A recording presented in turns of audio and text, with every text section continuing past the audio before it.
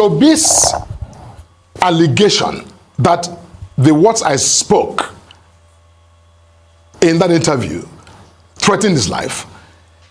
Now, immediately, as I speak, I have documented no less than 400 threats, about over 200 of which are death threats.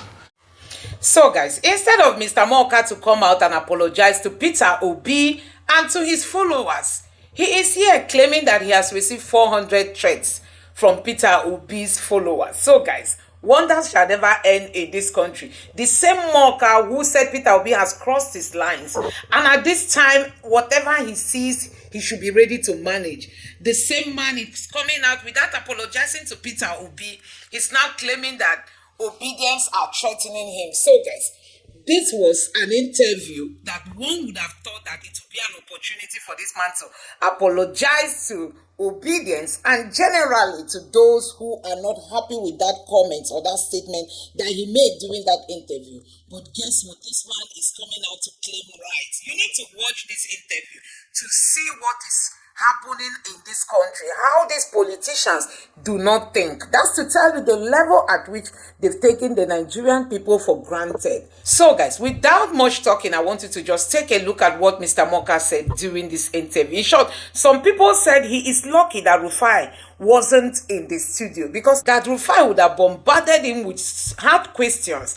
But he was lucky that RUFAI was not there. So guys, just take your time, watch this video, and let me know your thoughts in the comment section below. Take a look. I, Felix MORKA, did not threaten Peter Obi.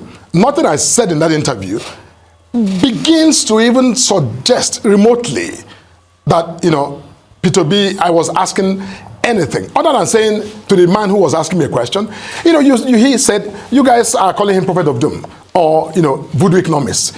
And I said, well, you know what, if that is what it's called, he has, he deserves it because he's crossed the line of truth. Now, I don't know by what medium or by what effort do you then transmogrify that conversation into a threat to Obi's life and the life of his family or those around him. That is libel in the extreme. I know Mr. Obi likes to quote figures from Bangladesh, from India, from China, but that's not what we're talking about. Let's move to the second leg of it. Has anybody threatened you? Because your own party is saying you have been threatened. And who are those people who have threatened you? How?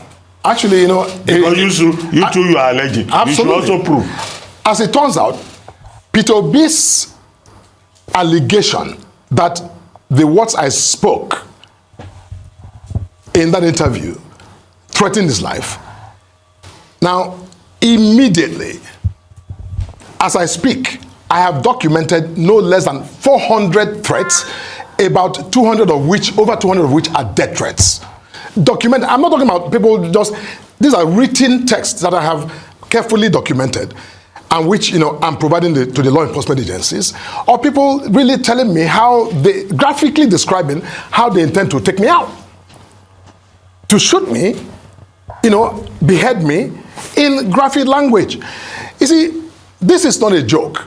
And it's gone further to some members of my family who have also been, threatened directly. I'm not speaking about just, suggesting in graphic, language. You see, but, I'm not concerned about that because, what has triggered this entire insanity cannot be attributed to me. I did not threaten Peter Obi. And so anybody who is threatening me, that is their decision to do so. But, I hope that our law enforcement system will respond as effectively as possible to also, bring those individuals to justice. In All Progressives Congress, APC, and supporters of the Labour Party presidential candidate in the 2023 election, Peter Obi, engaged themselves in a war of words over an alleged threat to the life of the former Anambra State governor. This emanated from Peter Obi's New Year's message, where he criticized some of the federal government's policies and also the security situation in Nigeria. Responding to Peter Obi's new message, the National Publicity Secretary of the All Progressives Congress, Felix MORKA, accused the Labour Party presidential candidate of peddling falsehoods, inciting Nigerians against the APC-led administration, and continued by saying, and we could. Mr. Obi has crossed it so many times. I think that at this point, he has coming to him whatever he gets. He should manage it. Mr. Obi is shooting from the hip. He's not looking, he's not taking an aim. He just, shoots widely like, what we used to see in movies back in the day, in the Wild Wild West.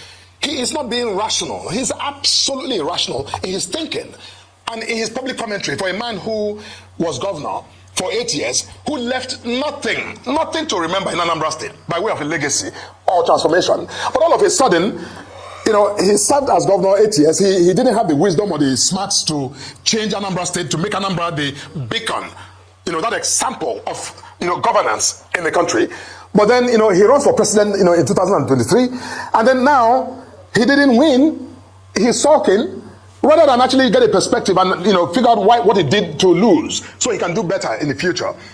He would think that he can bring down the government by simply, being maliciously deceptive. That is wrong. I'm not somebody to go on that offensive in that manner. But Mr. Obi has crossed the line so many times. And I think that at this point, he has coming to him whatever he gets, he needs to manage it. In a statement on Tuesday, the APC National Publicity Secretary clarified that his remarks were not a threat to the former Labour Party presidential candidate, but rather an emphasis on Obi's tendency to lie about the ruling party and its performance in office. Reacting to MORKA's interview, the national coordinator of the Obedient movement, Yunusa Tanko, warned the APC against intimidating Obi, his family members, or close associates, insisting that such a threat should not be allowed to go unaddressed. Reacting via his official X handle, Obi wondered how a harmless New Year message he gave would elicit a threat from the APC spokesman. Joining us on this show this morning to discuss this latest developments is Felix MORKA, the National Publicity Secretary of the All Progressives Congress. Welcome to the morning show, Mr. MORKA. Thank you so much, Dr. Bati. Very good. Now, straight question. Who is threatening who? The Labour Party and Mr. Peter Obi and Yunusa Tanko have said in the public domain that you threatened Peter Obi, his family members, his associates, by saying that he has crossed the line of truth. He allegedly said, and that he should be prepared for what he will get, and whatever he gets, he should manage it. What is he going to get? For exercising his freedom of free speech. And now the APC has also turned around to say that you yourself are now being threatened by an online mob who has threatened you, who has phoned you, who has threatened members of your family. Because now we're dealing with the politics of threats in Nigeria, which should be a major step back for our democracy. If we could just clarify these two sides of the controversy. Thank you very much, Dr. Bati. You just played back the tape of the interview I had with this station, in which a very specific question was put to me.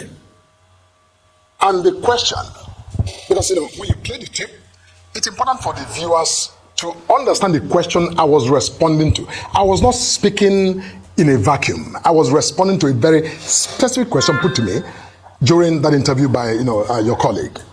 And the question was this: you have hit back with a volley of attacks, calling Peter Obi a prophet of doom. Some of you have said he's always embarking on voodoo economics that are not in line with the current realities. Do you think this is a slingshot that has gone beyond normal politicking? Now, everything I said in my answer, including the last sentence which you referenced, was in direct and exclusive response to the reference to Peter Obi as a prophet of doom or as engaging in economics. So, in other words, my answer was, if Peter Obi was called a prophet of doom or was called a voodoo economist, he has it coming to him because he has crossed several lines of truth. End of story. End of story. There's nothing else to suggest in those words that I said in the moment of an interview that, saying Peter Obi has been, speaking a lot of, falsehood, quite frankly. He says he has received death threats. From who exactly? Could it be that your statement, it was a form of incitement, to pro-Tinubu, pro-administration persons? No. You see, he who alleges must prove. If Peter Obi says anyone threatened him, he must, beyond just saying I've been threatened, Peter Obi, I think he, for a man in his standing, he should adduce or, supply some evidence of those who threaten him. Because if anyone threatened Peter Obi, we shouldn't be having a conversation in your studio. The law enforcement system should be looking for those who threatened Peter Obi's life. So, but the point, I want to make two major points. One is that I, Felix MORKA, did not threaten Peter Obi. Nothing I said in that interview begins to even suggest remotely that, Peter Obi, I was asking anything other than saying to the man who was asking me a question, he said, you guys are calling him Prophet of Doom or, voodoo economists. And I said, well, you know what, if that is what it's called, he has, he deserves it because he's crossed the line of truth. Now, I don't know by what medium or by what, effort do you then transmogrify that conversation into a threat to Obi's life and the life of his family or those around him. That is libel in the extreme. I know Mr. Obi likes to quote figures from Bangladesh, from India, from China, but that's not what we're talking about. Let's move to the second leg of it. Has anybody threatened you? Because your own party is saying you have been threatened. And who are those people who have threatened you? How? Actually, because you two you are alleging. Absolutely. You should also prove. As it turns out, Peter Obi's allegation that the words I spoke in that interview threatened his life. Now, immediately, as I speak, I have documented no less than 400 threats, about over 200 of which are death threats. Documented. I'm not talking about people these are written texts that I have carefully documented, and which I'm providing to the law enforcement agencies, or people really telling me how they graphically describing how they intend to take me out, to shoot me, behead me in graphic language. You see, this is not a joke, and it's gone further to some members of my family who have also been, threatened directly. I'm not speaking about just, suggesting in graphic, language. You see, but I'm not concerned about that because what has triggered this entire insanity cannot be attributed to me. I did not threaten Peter Obi.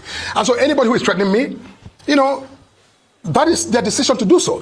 But, I hope that our law enforcement system will respond as effectively as possible to also, bring those individuals to justice.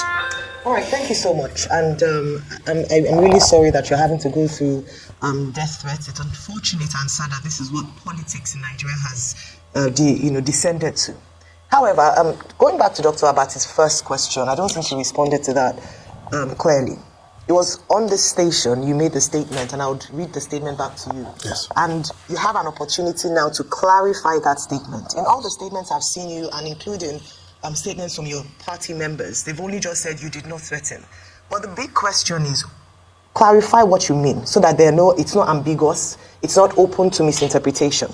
You said he has crossed the line so many times and has it coming to him whatever he gets. What did you mean by that statement? Look, I think I did that science actually, but let me clarify that. Now, in the statement that I put out yesterday in response to this allegation, I was very clear. Now, first of all, what I meant in the context of the question, because you can't think about crossing the line outside of the question I was responding to. I didn't come to make an independent statement. I was asking the question. You just asked me a question, I'm responding now. Okay. So what I said, and I stand by what I said, which is that the question was, you called, or APC has called Peter Obi, and by the way, the issue of Prophet of Doom was not my word. Let me just be clear. In my statement responding to Peter Obi's New Year message, I said that based on his extreme pessimism, he's starting to become Nigeria's leading doomsayer. That was what I said. And what is a doomsayer? Check any dictionary. It talks about somebody who is, intently pessimistic. That's my language. But the media, because people are more familiar with Prophet of Doom than doomsayer, he became prophet of doom. Okay, that was the language that the interviewer put to me. And I said, simply, you have called Peter Obi doomsayer. And I answered, if he has been called doomsayer or prophet of doom, he deserves it because he has crossed the line of truth so many times. That is the open and shut, point that was made in that interview. It was a response to, you called Peter Obi, prophet of doom. And I said, well, yes, he's been called prophet of doom because he is, peddled a lot of false narratives. And has it coming? Yes, meaning has it coming to him? Prophet of doom, whatever name he's called in this context, prophet of doom, voodoo economist, economist voodoo, doom prophet, he has it coming. Meaning, there is somebody expression. And quite frankly, I think like you said, in our politics today, I know that partisanship can be, intensely polarizing. But when you speak about people's lives, we shouldn't commonize it. Absolutely. I'm Felix MORKA. Of what use? I'm not in competition with Peter Obi. I am not running for president today. Peter Obi is not my opponent. Felix MORKA versus Peter Obi. I don't have anything that I'm challenging Peter Obi or he's challenging me about. I speak for my party. When Peter Obi comes on national television on a New Year Day and reels out a lot of facts that I consider to be misleading, it is my duty as the national spokesman of APC to clarify. And in my statement, there was nothing condescending. I simply said, you got it wrong. Because, for instance, crossing the line of truth means, in Peter Obi's campaign to be president, he said, on day one, I'm going to take out fuel subsidy. Tinubu took out fuel subsidy on day one. Peter Obi has continued to lambast Tinubu. And I said, on that score, you are crossing the line of truth. You also promised to do the same thing. On the issue of harmonizing the dual exchange rate, Obi promised to harmonize dual exchange rate. Tinubu harmonized dual exchange rate. Obi has continued to lambast Tinubu about it. And I said, you are crossing the line of truth. On the issue of national security, or on the issue of youth employment, everything Peter Obi promised he was going to do, this president is, trying the best he can to do it. And I'm simply pointing out, when as a statesman, you want to discuss, the national fortunes or misfortune, it behoves on you, even when your interest lies more in advancing a false narrative or a negative narrative, because it makes you look like an alternative to what you consider negative. But you must do so with some level of, truth and facts, even if it's not truth, because truth can be relative.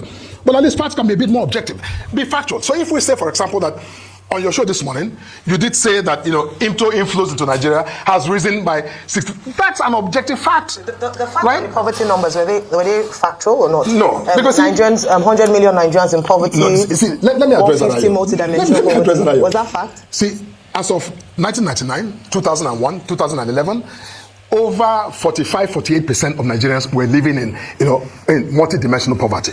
Currently, are they? No. See, my point to you, yes. If I'm not here to. I'm not. Again, I'm not going to be.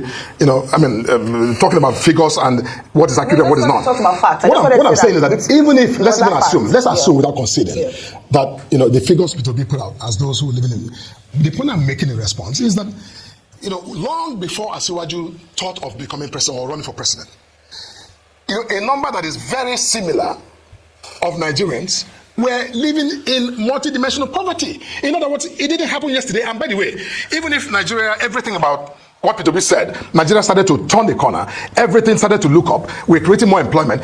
That is, data, statistics takes a minimum of at least 10 years to reverse. You will not see any impact for at least 10 years. Those are long-term statistical, gestational period for evolution, for you to change that. So it doesn't happen in 18 months. It doesn't. And that's my point. Right. So you said that you're challenging facts or the misrepresentation of facts. Correct. Is in essence, that's your duty. However, what we saw was an attack on a person, not an attack on facts. And this is the issue. So for you to exonerate yourself and say, I didn't start this, when Peter Obi's New Year's address very clearly addressed the issues. But yes, you say you were responding to a question. However, you're trained in this field and you could have turned your response into an address of the facts. My question to you is, why are we seeing this culture of toxic rhetoric from the spokespeople of this administration, not just from yourself, there's several of you who, who speak on behalf of this administration. Last time it was Olusegun Obasanjo who was told that, He's not even a worthy statesman to make this kind of statement on another issue. Another opportunity, it's Atiku Abubakar. Who is he to say all of this? He doesn't know what he's talking about. Why is there a culture of attacking the messenger as opposed to just dealing with the data? No, I think you're getting this slightly wrong, if I must say. Now, if you read my statement in response to Peter Obi's statement, it had nothing but laying out those indicators of progress that I spoke about. That's it, Mr. B. While it's okay for you to see the economy and see Nigeria from your own, lens, it's important that you recognize certain objective, facts. For instance, in your studio here this morning, you did put out some information. Mr. Rochusu does a fantastic job. Says, look, that inflows into Nigeria has, gone up over the last year by nearly 63%. That is a fact. So, if I am, trying to speak to the economy, and that issue, I will acknowledge that, look, while this is going on, there's a whole lot more to be done. Now, to say that everything is becoming worse by the day, that is factually incorrect. Now, let me say this. In my statement, from the beginning of my statement to the end of my statement, it was all about facts. The first paragraph was where I acknowledged what Peter B said. Otherwise, I simply gave examples of what I thought were positive indications that the policies of this government were moving in the right direction. He's not entitled to sharing his own experience. No, his experience are that things are getting worse. Is he not entitled to sharing the truth of his reality? He is. Why do we attack people for sharing their reality? Peter B is entitled to share his understanding and his views and his own, if you say his reality, that's fine. But look, what I'm saying is that when Mr. B, when the president or the government puts out, its own record, and Peter B feels entitled, as you're suggesting, and I agree with you, that every Nigerian has a right to form their own opinion and, speak to it, no problem.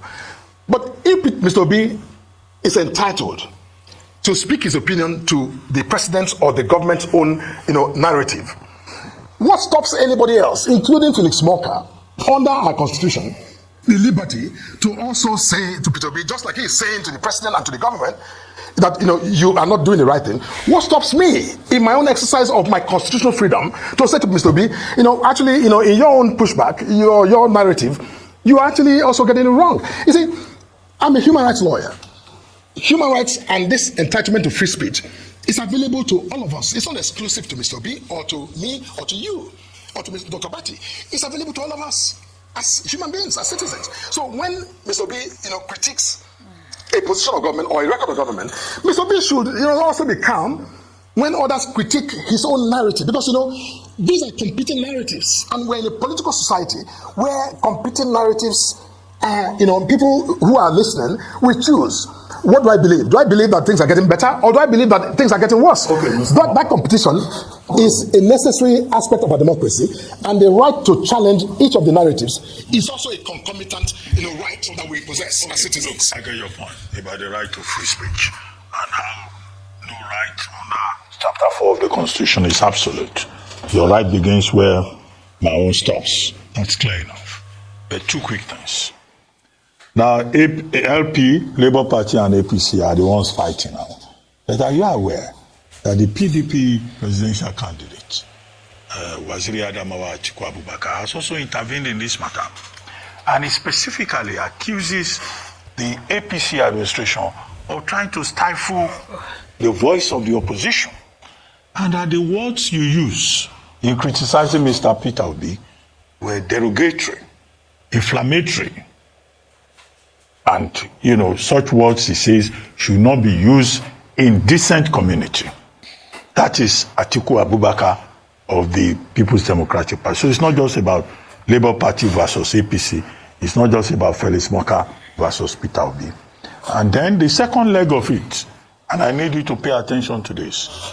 You said Mr. Peter Obi is sponsoring a mob of reckless people who are defaming people, attacking people, bullying people, threatening people on social media and everywhere.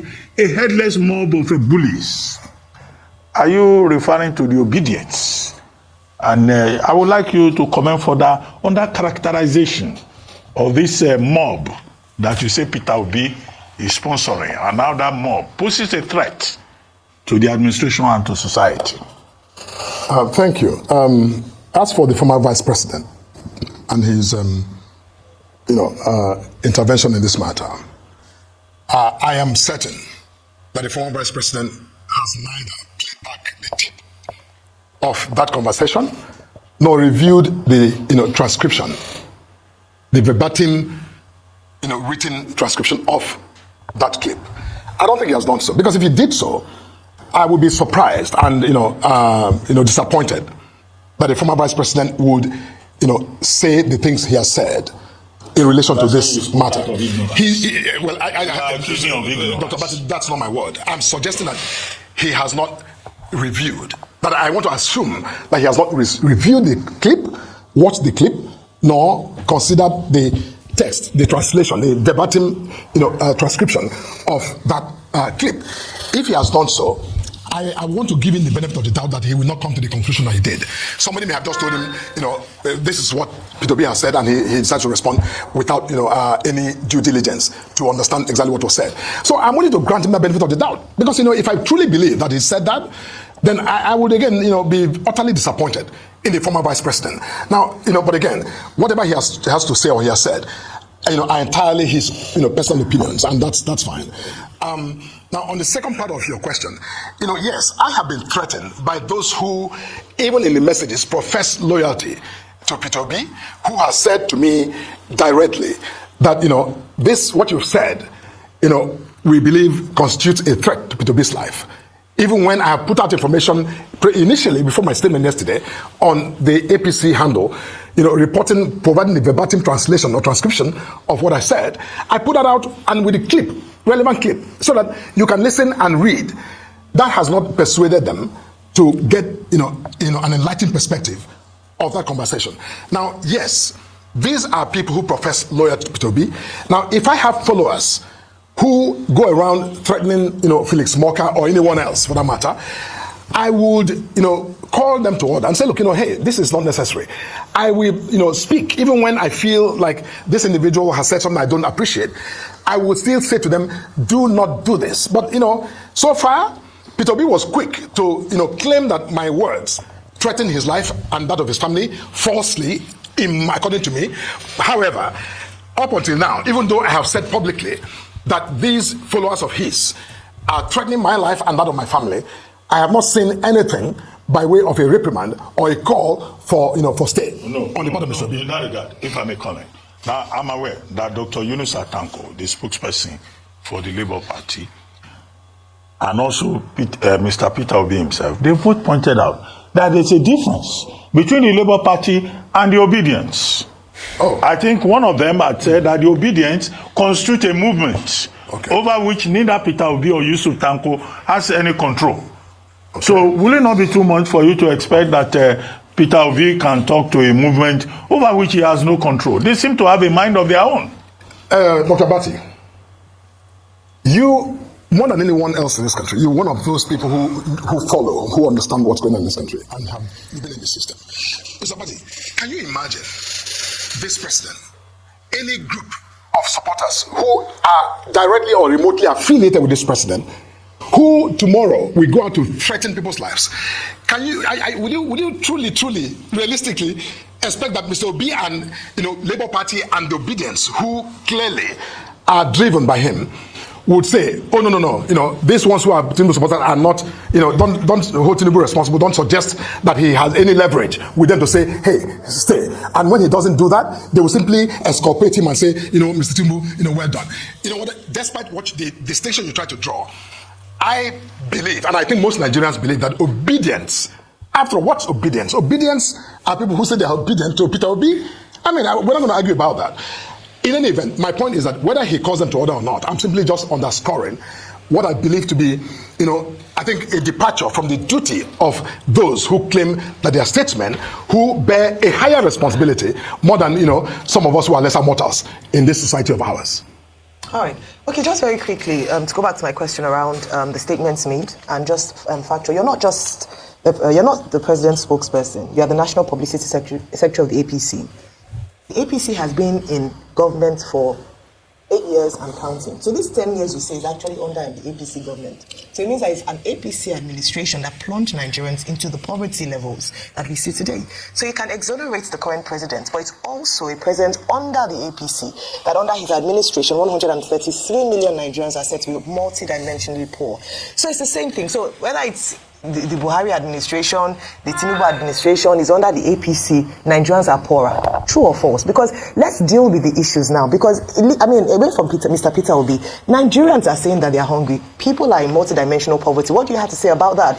So would you, yeah, and then I will ask on a final note, if, for the sake of peace, so that we can, at least one person would extend the olive branch, would you say, as a result of perhaps your statement being misconstrued, an apology for the statement you made whilst you were here, that you will get what, because you've now clarified it, but at least apologize so that the people who had been going to make threats would then go, at least you wouldn't also be accused of leading the headless mob or people who are threatening Mr. Peter Obi and the Labour Party, members. So two things on that one. First, just an assessment of your administration. 8 years now under the Tinubu, as quickly as possible. Talk about 10 years, it was under the APC administration. Let me say this. Your question creates a context as though Nigeria began 8 years ago. No, but you're the one who said the poverty level. I was talking about the statistical period and gestation. What I'm saying is that your question almost frames a context that Nigeria started 8 years ago or 10 years ago. It didn't. The Buhari administration came on top of nearly 2 decades of governance by the then ruling parties. 2 decades as well. Or it's 1 decade now. Going to 1 decade. Yeah. So the Buhari administration was a corrective government. And correct it did as it did. By plunging Nigerians into poverty? No. Now, are you suggesting that Nigeria had no poverty? There was no poverty in this country? They said more people before, got... No, because but I don't give you the figures. No, we have to deal with facts here, Mr. MORKA. Hang on. The facts are out there. No, hang on. More Nigerians were plunged into poverty under the APC administration. Do you have the data of the Nigerians who lived in multidimensional poverty as of 2015? Under the Jonathan administration, how many less than 70%. Under the Buhari... 70%? Yes, less. That's 70% of Nigerian population? Yes. Under the Buhari administration, it was over 70%, and at some point, Nigeria was actually ranking high as the poverty capital of the world. So I think that's just fact out there. I'm just saying that in terms of what you said. But you see what you say. If you take the 10-year parameter you just mentioned, yes. So take it that in 10 years of the 10 years of the PB administration before 2015, yes, that Nigeria did not move anywhere. Because if, as of 2015, no. You see, you think about what I'm saying, please. Okay. Think about what I'm saying. If we, let's say, for the sake of this conversation, we're not economists, right? So let's say that 10 years is that period where we say whatever, the gestation period for transformation of that, data takes 10 years. It means that if 70% of Nigerians were living in multi-dimensional poverty as of 2015, it means that 10 years prior... Yes, it was your administration that plunged more Nigerians into poverty. Yeah, let's say 69%. Living in multi-dimensional poverty as of 2015. What I'm saying is that the other 20 years of the PDP did not radically, those 2 frames of data era, did not radically help this country reduce poverty. Now, the next 10 years that you're referring to, that people like to refer to, of the Buhari administration, now, added to the Tinubu administration, when you say that this APC administration of, let's say, the last, 8-9 years, is the reason Nigeria has the figure you read out of people who are living in multi-dimensional poverty, that is actually disingenuous. I'm sorry. No, I'm sorry to say that is not economics. That's utter. That's just being disingenuous. I'm so sorry about that. Factual. It is, the facts are out there. The Buhari administration plunged more Nigerians into poverty, but we need to go because of our time. Manipulated facts. It doesn't bear witness to the conclusion you're trying to give. I'm sorry. It doesn't. Thank you very much for joining us. The conversation will continue. Thank you. This is politics. Occupational hazard, right? Absolutely. Yeah. Don't worry.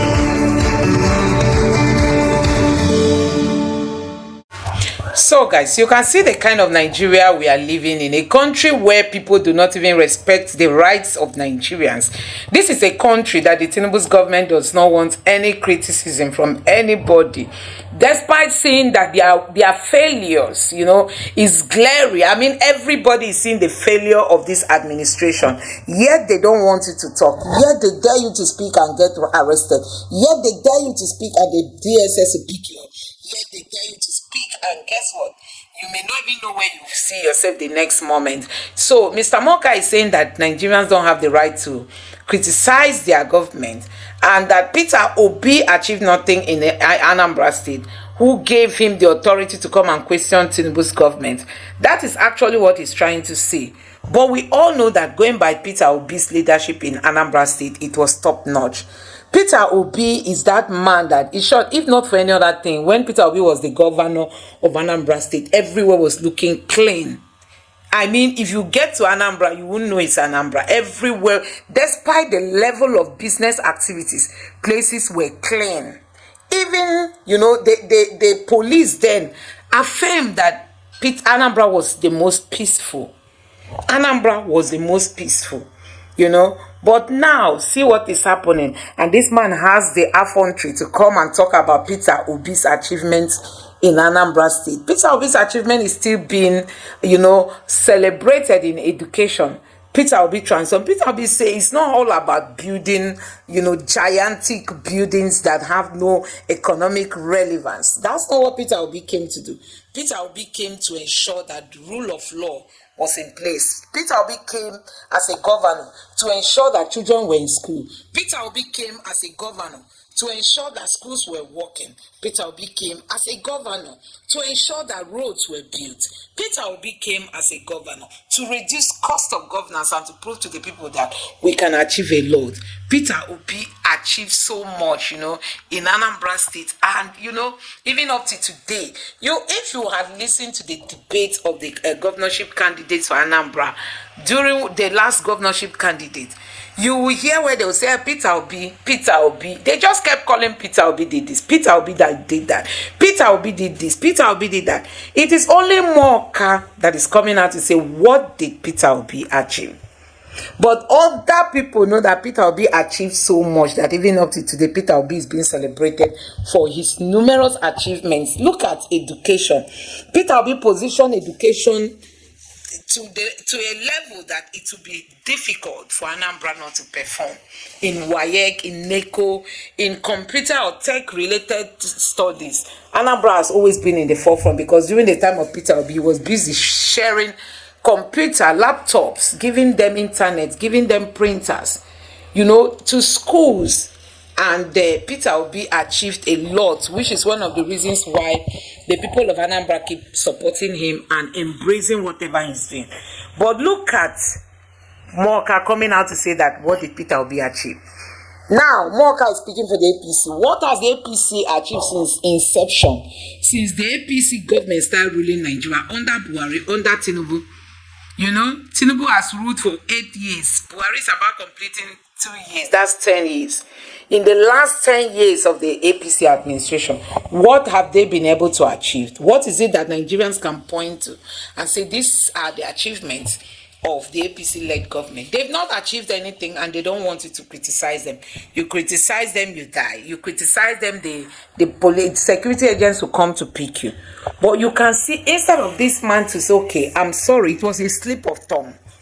He is now shouting that he has received so many threats from obedience. He has received so many threats from the Peter Obi's followers. I'm just thinking if this is how we are going to build the country we all can be proud of. So guys, a whole lot is happening in this country and they don't want you to speak. It's a time of you speak, you die. You don't speak, you die. And many people will choose to speak and die than keeping quiet and then you still die. But we are not going to die because we have bad leadership. We are all going to live and see the APC being sacked in the next coming election. Let's see the glitch that INEC will tell us that occur. Let's see how it's going to happen. This is a government that used all kinds of people to threaten the lives of the Igbos during election last year. I mean the APC. The same thing they did in other places. Now, they are now saying Peter Obi is the threat to their lives. So guys, let me know what you think about all this in the comment section below. Drop your thoughts as Nigerians have shown their dissatisfaction, you know, over what is happening. Let me know your thoughts in the comment section below. Please don't forget to subscribe to the channel and turn on the notification bell. Thank you.